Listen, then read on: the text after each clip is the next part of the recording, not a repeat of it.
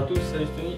Salut Max, aujourd'hui c'est le week-end, donc on a une recette cuisine. Tout à fait. Alors qu'est-ce que tu nous as mijoté? Ce que je vais mijoter. Oui. J'ai encore rien mijoté. Non mais bon. Donc ça sera un gratin de chou-fleur et de pommes de terre. Alors les enfants n'apprécient pas en général tout ce qui est chou-fleur. Même moi. Par contre en gratin, ça passe crème. Eh ben écoute, super. Donc on est parti pour un gratin donc. Avec quels ingrédients? Donc une grosse pomme de terre. D'accord, ok. Qui va faire l'affaire. On a du beurre? Du beurre, alors ça sera pour la béchamel. Donc 40 g de beurre, 40 g de farine. Ouais. Ça, c'est les ingrédients pour la béchamel. Un demi-litre de lait. De préférence, prenez de l'entier. La béchamel aura plus de goût, plus de saveur. Donc vraiment éviter l'écrémé qui est vraiment trop fade. Le demi-écrémé, bon, ça passe. Okay. Et entier, c'est vraiment excellent. Bien sûr, si vous pouvez bio, c'est encore meilleur. Un chou. Une belle tête de chou. Pas trop grosse. Hein? Moyenne. Ouais. Après, ça dépend combien vous êtes de bien sûr. Là, c'est pour une recette de combien? 5-6 à peu près? Ça sera plutôt 4. Allez, on va dire plutôt 4.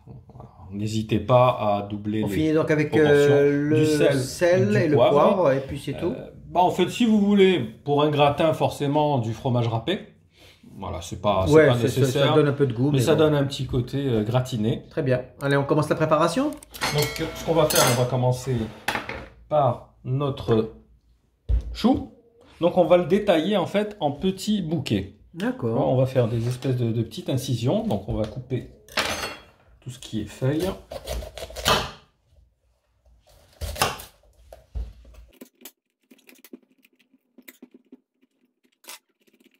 Allez, on va détailler ça en petits bouquets. Je te laisse faire, parce que là, ça me dépasse tout ça.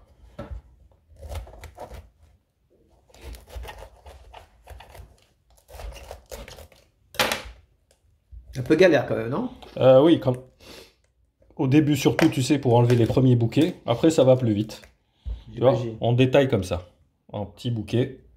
D'accord, je te laisse faire, donc tu en sors combien? Voilà, et en attendant, il faudra faire bouillir. Ah voilà, ça c'est important. Bah oui, il faudra faire cuire d'abord nos petits bouquets de choux. Donc une casserole d'eau avec un peu de sel. Combien d'eau environ? Là, on est parti sur 1 litre à peu près. Très bien, donc on laisse bouillir. Voilà, on laisse bouillir. Dès que ça commence à bouillir, on va jeter nos petits bouquets. Très bien. Voilà, donc comme tu vois, je l'ai détaillé en petits bouquets. Donc, on va passer à la pomme de terre. Donc, on va faire des petites rondelles à peu près ni trop grosses, ni trop fines. C'est vraiment, tu sais, pour agrémenter un petit peu le chou. Donner un petit peu de la consistance et de l'épaisseur.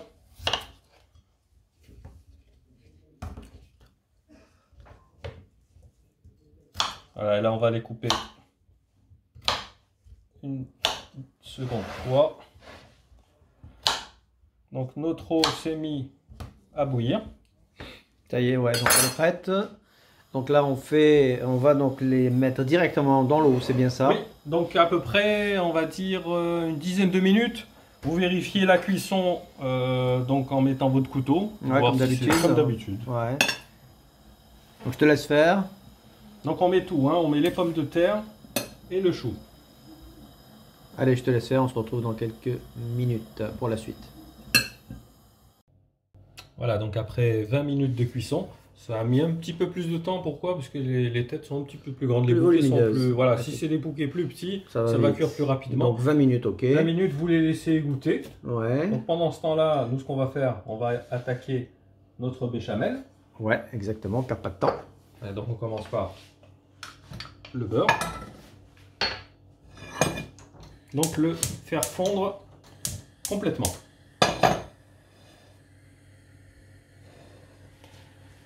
En fait, dès qu'il aura fondu entièrement, c'est là où on va jeter la farine. Ça s'appelle le roux. D'accord. Comme, pas le rouquin, hein, le roux. Prenez des notes, prenez des notes. Ça vous servira un jour. Voilà, tu vois, notre beurre a complètement fondu. On va baisser le feu et on va mettre d'un coup toute la farine. Il faut que la farine absorbe tout le beurre. Tu vois, là, ça a bien absorbé. On va laisser un petit peu sécher en remuant constamment. Et on va rajouter le lait.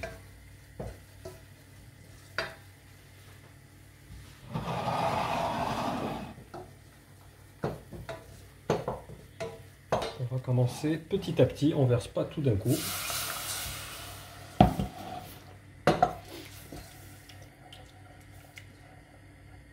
On va prendre un petit fouet.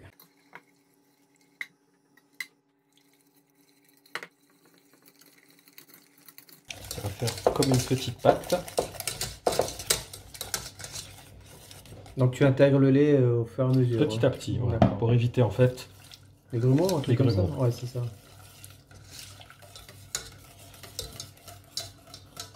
Voilà, on fait ça jusqu'à ce qu'il n'y ait plus de lait. Tu vois, si tu remarques bien, on n'a pas de grumeaux. Donc on peut continuer à rajouter le lait. Jusqu'à épuisement du stock. Tout à fait. Voilà, là on a mis tout le lait. On va rajouter du sel et du poivre.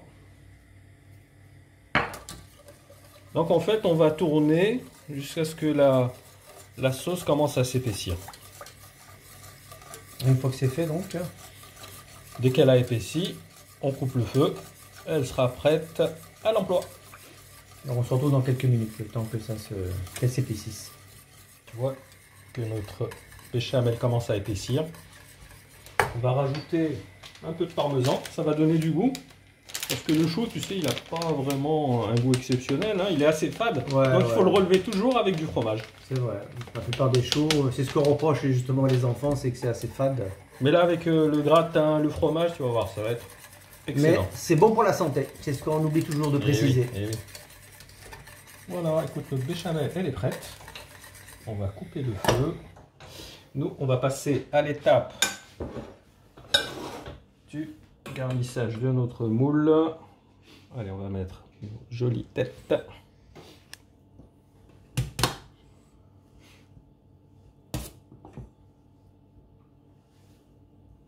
On essaye de ne pas les casser.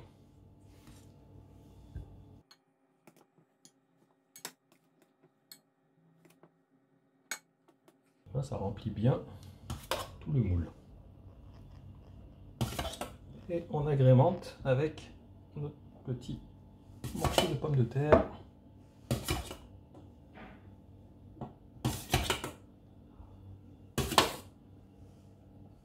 C'est un plat assez copieux, hein. Le chou et la pomme de terre, c'est... Le chou seul, c'est un peu léger. Non, voilà, c'est ça. Voilà. Mais avec la pour pomme ça de terre, j'ai préféré rajouter de la pomme de c'est terre. un plat vraiment riche. Et là, on va la napper généreusement De béchamel. Tu vois comme elle est jolie cette béchamel? Ouais, elle est très... Très onctueuse. C'est ce que j'allais dire. Comme ça, la préparation baigne dans la béchamel. C'est ce qu'il faut en fait. Il faut bien recouvrir.